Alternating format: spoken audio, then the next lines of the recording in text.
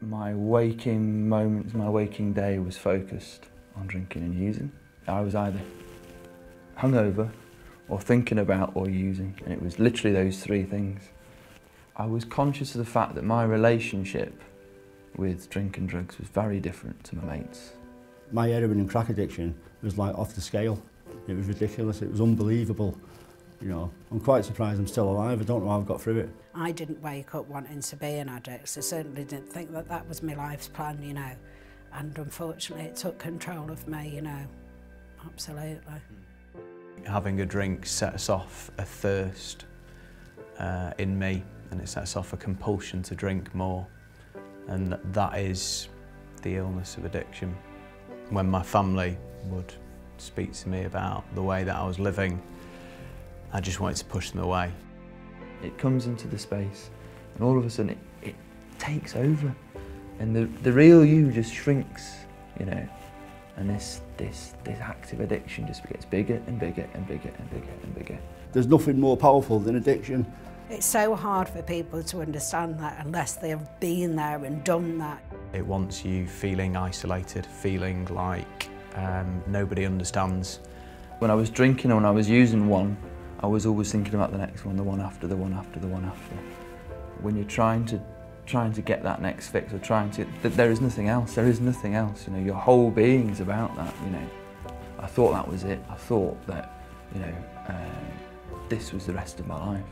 Every morning I used to swear, right, today's the day, I'm definitely not going to do it, and I absolutely 100% meant it. Broken, you know, ashamed of myself, the self-hatred, all of the rest of it that comes with it. But by 3 o'clock in the afternoon, it was like none of that had happened. Like I'd forgotten all of that shame and remorse and everything else. You know, 4 o'clock came and it was in my hand, and it was like, I already had one, I was like, you know, off to the races again. And it's like, it's happened again. I'll make it best tomorrow. I'll do something, I promise tomorrow will be different. The addiction was going, oh, you're not that bad. It'll be different. You've had 2 days off the sauce now. You'll be all right, you'll be able to just have one. And, you know, that has to be smashed. The last time I thought was a hopeless case. My last ever drink was sat in my bedroom with a bottle of red wine, and my son walked in and he went, Mummy, why are you doing this again? And I'll never, you know, for me that moment is quite an emotional moment.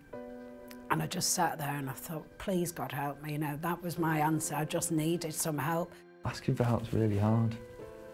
But if you don't, you know, nothing will change. I reached out and asked for help, and I got professional help. And that was the absolute change around for me. Amazing, amazing change. Keeping it to yourself is one of the worst things that you can possibly do. You have to say, I can't do this by myself. And it's that, at that point, that the game changes. And since that day, since I asked for help, it's been amazing. I thought I could do it by myself, but, you know, and when I needed to, I couldn't. It wasn't until someone introduced me to a different way of thinking. And they turned around to me one evening and said it didn't have to be like this, there is a way out. For me, that was the moment of clarity. That was the moment it changed. There were some dark days, but it's very different these days. I thought I was the only person dealing with this thing. And I walk into a room and there's 30 people who think exactly the same thing, you know. Enjoying all of the things that life has to offer, really. My dad this morning, because I told him I was coming here to do this with you, and he said, you know, I'm so proud of you, Tracy. You know, he said, you've come such a long way. I'm so proud of you. You know, and that's all I want to hear from my daughter. They're so proud. It's terrific. It's absolutely terrific. I felt like a massive weight had been lifted off my shoulder, and I felt free. My attitude to life had completely changed. I've got a fantastic life. Seize that moment, because, you know, your head will start lying to you again otherwise, you know. So if you've got that moment of clarity, act in that moment and pick up the phone. Give it a go. Give it a go. Just because you're coming in doesn't mean your drug dealer's not going to stop selling and the off licence is going to close. It'll still be there. You know, if you feel that you can't do it by yourself and you've tried every available option, ask for help.